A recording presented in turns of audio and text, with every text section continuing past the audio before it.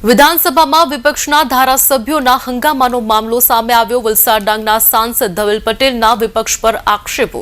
ધવલ પટેલે વિપક્ષ પાર્ટીઓને આદિવાસી વિરોધી ગણાવ્યા છે। સાંસદ ધવલ પટેલનું નિવેદન સામે આવ્યું છે।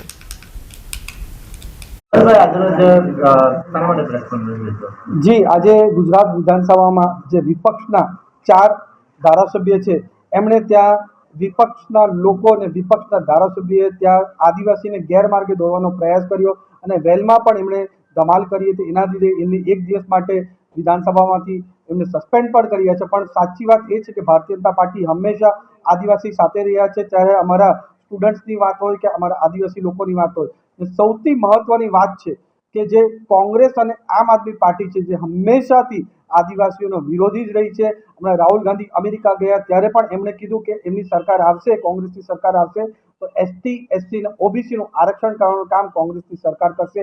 એ રીતે જ અરવિંદ કેજરીવાલે થોડા વર્ષો પહેલા એમણે વિડીયો પર અધિકૃત બયાન આપ્યું હતું કે આદિવાસી હોય કે એસસી હોય કે ઓબીસી એને એક જ વાર આરક્ષણ મળવું જોઈએ, એમના પરિવારમાં બીજી વાર આરક્ષણ ના મળવું જોઈએ, એમનું બયાન હતું। અને બીજું એમણે બયાન આપ્યું હતું કે એસટી, એસસી અને ઓબીસીમાં આવક મર્યાદા પણ આવી જોઈએ, એટલે એક આવક મર્યાદા પછી કોઈ વધારે કમાતું હોય એમને આરક્ષણ ના મળવું જોઈએ એવું અરવિંદ કેજરીવાલે ઓન રેકોર્ડ કહ્યું હતું। એના માટે રાહુલ ગાંધી પોતે દિલ્હી વિધાનસભાનું જ્યારે ઇલેક્શન હતું ત્યારે અરવિંદ કેજરીવાલને આ મુદ્દે એમણે પણ એટેક કર્યું હતું। તો જ્યારે બંને પાર્ટી કોંગ્રેસ અને આમ આદમી પાર્ટી આદિવાસી, એસટી અને ઓબીસીના આટલા વિરોધી છે તો કયા મોડે જે ભારતીય જનતા પાર્ટી હંમેશા આદિવાસીઓ માટે કામ કરે છે। અટલ બિહારી વાજપેયીજીએ અલગથી આદિવાસી મંત્રાલયનું ગઠન કર્યું, એસસી એસટી કમિશનનું મંત્રાલયનું કમિશન અલગ બનાવ્યું, એ રીતે નરેન્દ્ર મોદી સાહેબ પણ હજારો કરોડ અને પ્રધાનમંત્રી બન્યા પછી લાખો કરોડનું બજેટ આપણા આદિવાસી સમાજ માટે જ ખાસ કરીને આપ્યું છે।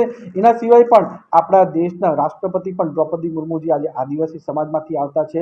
એ રીતે ભગવાન બિરસા મુંડાજીની જે જન્મ જયંતિ છે એ પણ એમની જનજાતિ ગૌરવ દિવસ, જનજાતિ ગૌરવ વર્ષ તરીકે ડિક્લેર કરીને કામ કરીએ છીએ। અને એના સિવાય પણ આદિવાસી સમાજનું સશક્તિકરણ કરવા, અમારી આદિવાસી સમાજની જે સંસ્કૃતિ છે એ બચાવવા માટે હંમેશા ભારતીય જનતા પાર્ટી પ્રયાસ કરી છે। અને હંમેશા કોંગ્રેસ ને આમ આદમી પાર્ટી ખાલી વિરોધની રાજનીતિ કરે છે, આંદોલનની રાજનીતિ કરે છે। પણ હવે અમારા આદિવાસી સમાજના જે ગુજરાતમાં લોકો છે ઉમરગામથી અંબાજી લગીને એ જાગૃત થઈ ગયા છે। એના કારણે જે હમણાં નગરપાલિકાના ઇલેક્શન હતા ત્યારે અમારી ભારતીય જનતા પાર્ટીની એક મોટી જીત થઈને આમ આદમી પાર્ટી અને કોંગ્રેસે પૂરી રીતે ત્યાગી દીધા છે।